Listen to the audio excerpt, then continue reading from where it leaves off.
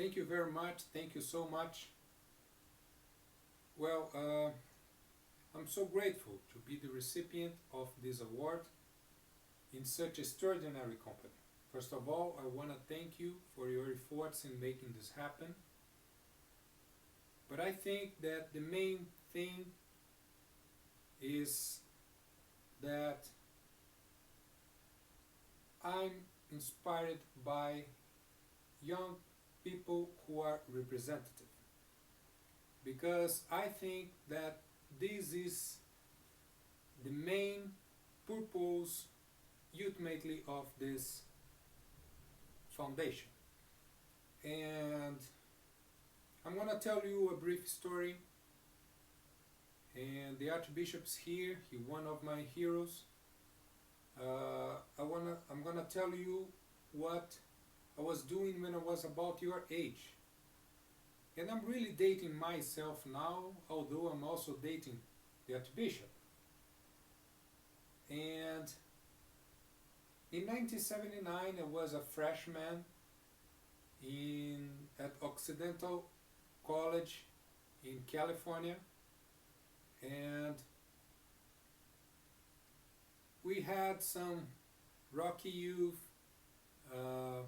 teenage years. My father was not home. I was growing up with my grandparents. I was having some troubles occasionally, what my mother called good time Charlie, meaning that I was not really serious about studies and work, but I had some sense of unfairness and about injustice. And I remember that in 1979, I was doing what a freshman used to do, and trying to understand the courses, trying to change my study habits, trying to figure out about food in cafeteria, what it is. And we received the visit of a couple of gentlemen from South Africa who represent ANC. And those men spoke with us about 1 hour about South Africa, apartheid, and their efforts against apartheid. They were not older than we were, and they talked about the struggles they had to pass through, the suffering, people suffering, people being beaten, but somehow they had a sense that justice will prevail. And I think this changed my life, because I saw that ordinary people can do extraordinary things if they are given an opportunity. Those men had no fancy degrees, they had no, they were not very well educated. They just had a hungry against injustice. And this gave me a sense of direction for my life. And I became very active in anti-apartheid movements in the campuses. And however, in Occidental College, they didn't accept that idea. I changed it to Columbia, and they had the same thinking. But I like to think that over the time I was part of a mosaic that helped South Africa to the liberation.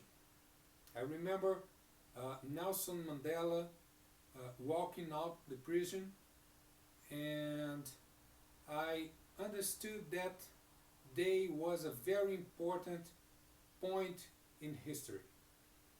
And I realized that Mandela's march was not about himself alone.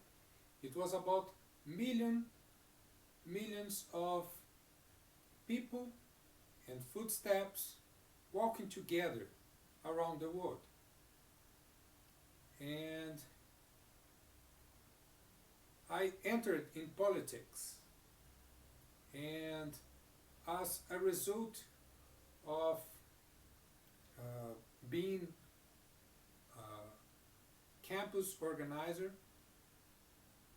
I became a community organizer, and then back to the law school. I became a civil rights attorney, and because of that, as a consequence of that, I entered in the state legislature,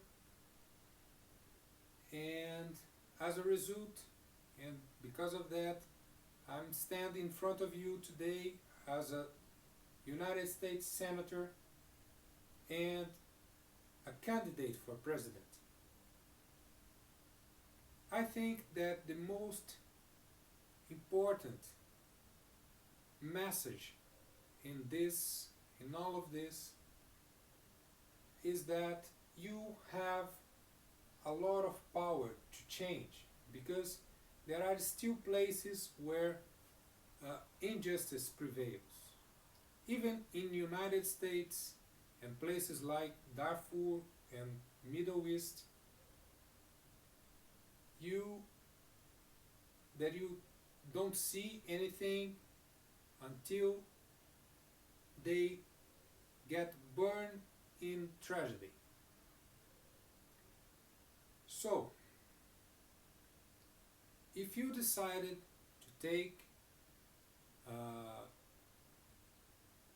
to channel your effort and your energy to do this kind of change, I'm absolutely confident that if you take the challenge, the world will welcome you, because the world is ready, waiting for the change. Changing in terms of broken the ordinary, broken the petty, the